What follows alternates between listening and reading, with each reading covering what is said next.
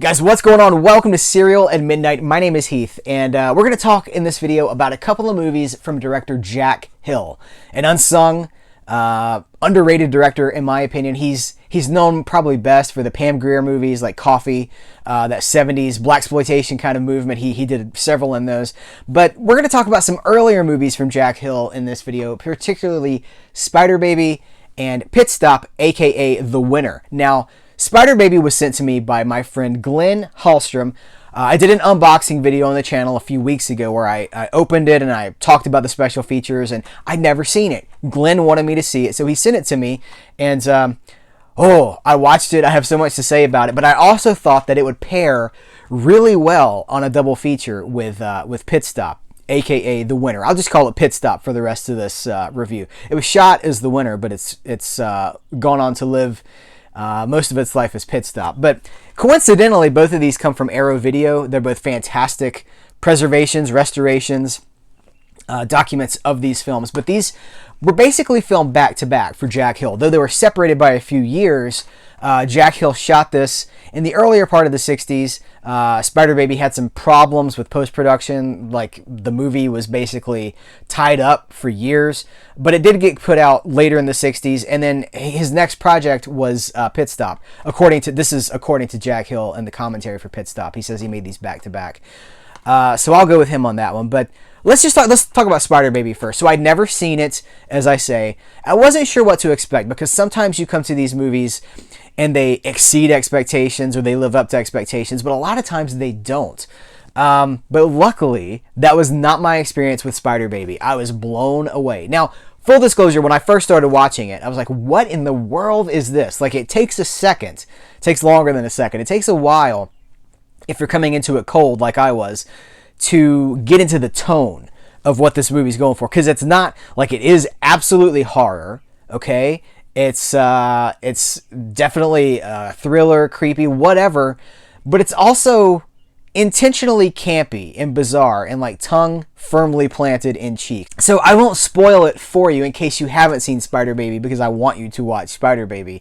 But I'll give you a basic premise. It's this creepy family that lives, we don't really know where they live, but they live in this old house. Which, like, fun fact in the special features, the house is just slap right in the middle of Los Angeles, surrounded by all these other nice houses.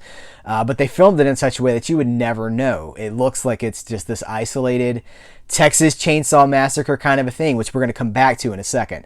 But there's this family, this weird, messed up family living in this old house.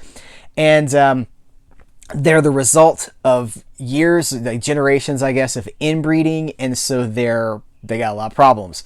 They're killers. They are off-screen cannibals. It's the thing. We never see the cannibalism with our own eyes, but it's very clearly implied that these guys are cannibals.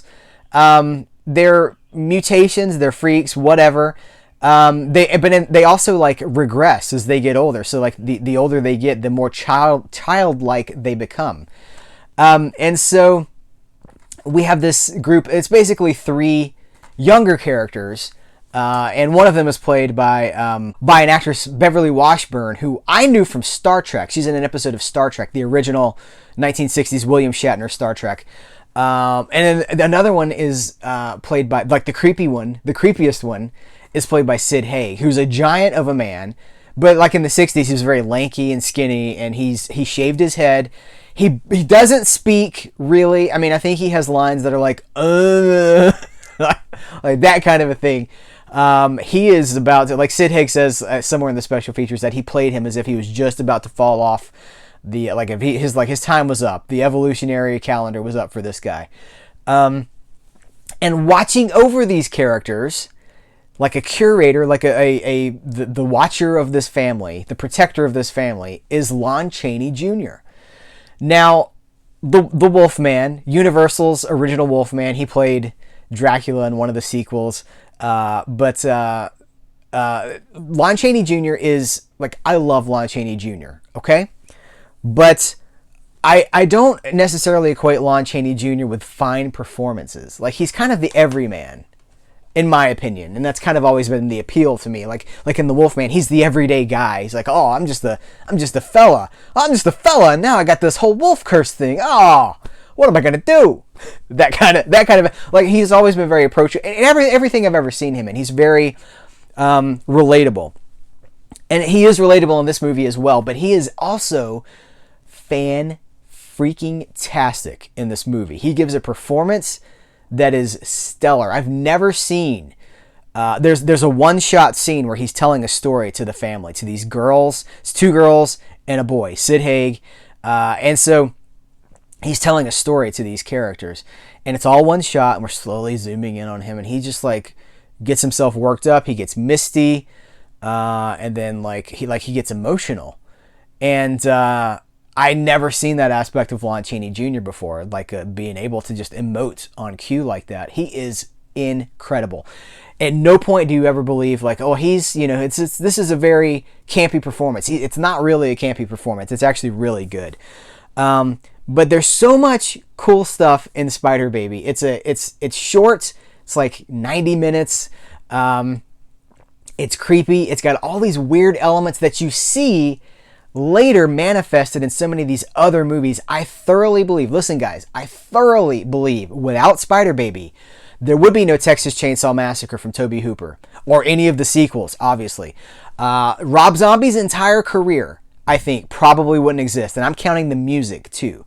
White Zombie, I'm counting all of that. Now, the Bela Lugosi stuff, all that, sure, that's a huge influence on Rob Zombie, but I read somewhere that he lists Spider Baby as his number 2 movie of all time. And it's so clear. Once you see this and you compare it to his work, House of a Thousand Corpses, The Devil's Rejects, so many of his movies are his own interpretation of Spider Baby. I always thought he was influenced by Texas Chainsaw Massacre, and I think he probably was, but it all goes back to Spider Baby. All horror roads, all of that, the weird family in the woods that's doing weird things, it all goes to Spider Baby. Maybe there's a movie earlier than Spider Baby that Jack Hill was inspired by.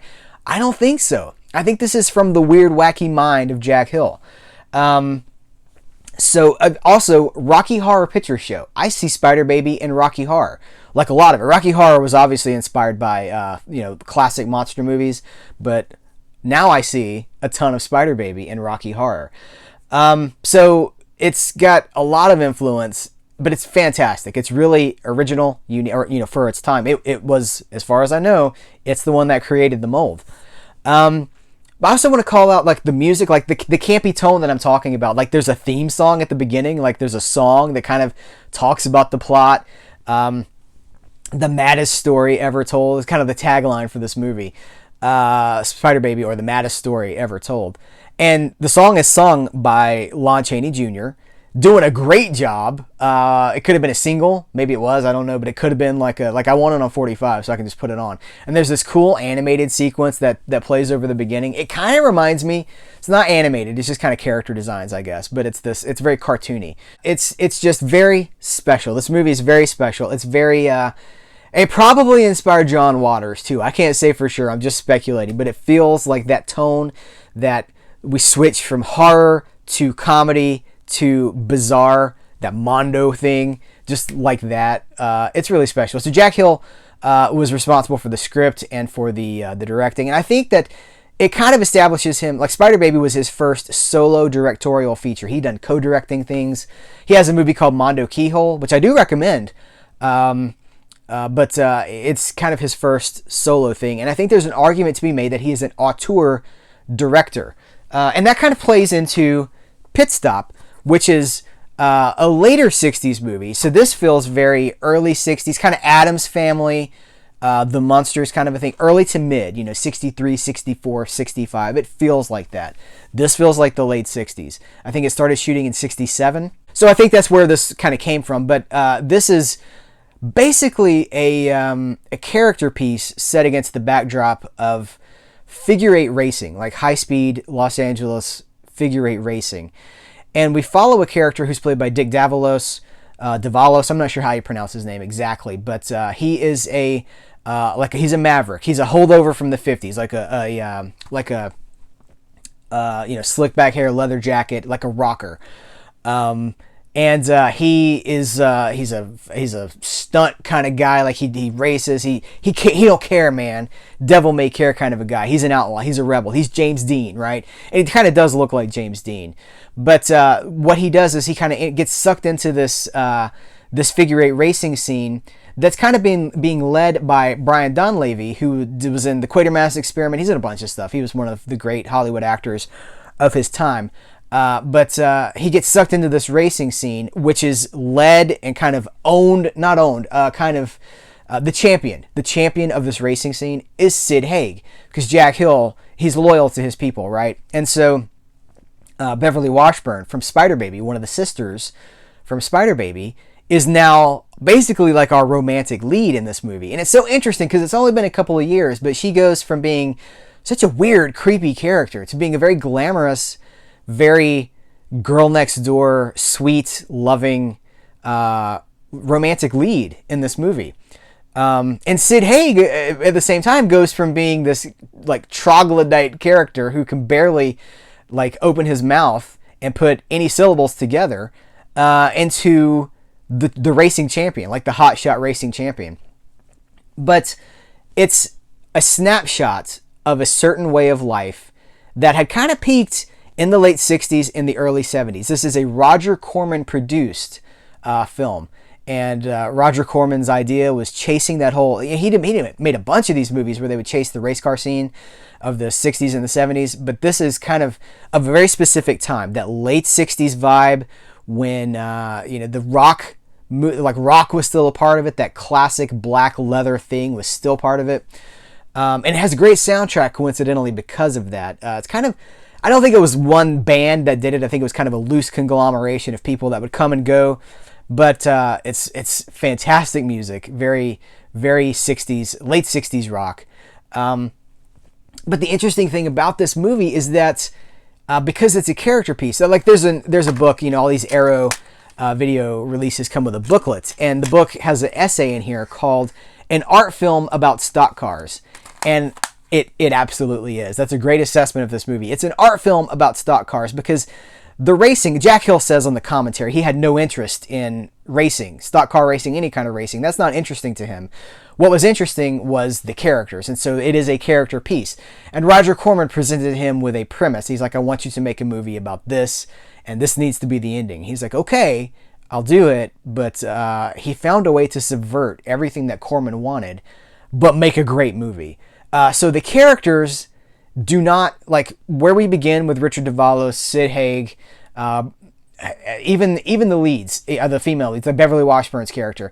By the way, I should also mention that Ellen Burstyn is in this. I believe it's her feature film debut.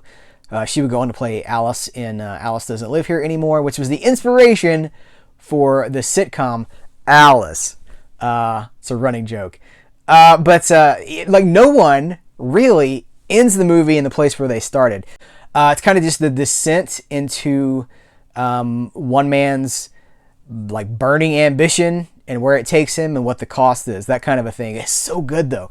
And this is another one written and directed by Jack Hill, and so it kind of that auteur thing is on full display here. So both of these features, like I said, they're from Arrow. Arrow did not send me these, but I highly recommend them to you. They are great releases that have fantastic special features on them. Both have commentaries with Jack Hill.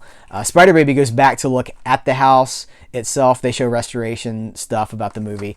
Pit Stop is it's the same. It's got a commentary. It's got some behind the scenes stuff. Roger Corman on the genesis of Pit Stop. It's just so interesting. And Jack Hill would go on to have like a long, 14 years, somewhere in there, over a decade of a partnership with Roger Corman on and off. He would make these Pam Grier movies. He would make, all the way up to Sorceress in 1982, I believe it was, where he was doing like an exploitation sword and sorcery movie. And that was his last, not only was his last partnership with Roger Corman, it was his last directorial efforts, period. So far. He's still alive. Maybe he'll pump something else out. I would love to see what a Jack Hill movie looks like in 2019 as I record this. But what's interesting about these, I want to say this. These are both very influential to a certain kind of filmmaker. I talked about Rob Zombie. Quentin Tarantino has widely praised Jack Hill as he says he's the Howard Hawks of exploitation cinema. I feel like that's maybe a little backhanded. I would just say Jack Hill is a fantastic filmmaker. I don't know that we have to say of exploitation cinema. I do want to say, if you only know the influences, the works that these movies influence, like The House of a Thousand Corpses, Devil's Rejects, Texas Chainsaw Massacre, Quentin Tarantino. I see it in a lot of Tarantino stuff. It runs through Tarantino's work as well. But if you only know Tarantino's movies or Rob Zombie's movies and you haven't seen these classic influences, you got to check them out, because it's more than just influences. They're like, they made the mold. They created the thing that we're still resonating with, like the things that we love about Quentin Tarantino, that outsider mentality, that's Rob Zombie as well, that like, well, they do things their way. It's outside. It's like, it's so subversive. Well, they learned it from the masters. I talked about this in a recent live stream, that I was going to make this video, and I said that guys like Quentin Tarantino and Rob Zombie, I love their movies, but, I love some of them. I don't love all of them. I love some of their movies, but I do think that they are standing on the shoulders of giants, and Jack Hill is one of those giants. So guys, that's going to do it for this video review. Let me know what you think about these movies if you've seen them. Hopefully you've seen both of them. If you've not, check them out and let me know what you think. Guys, thank you for hanging out with me, talking about some Jack Hill 60s goodness. I appreciate you, and until next time, I will catch you later.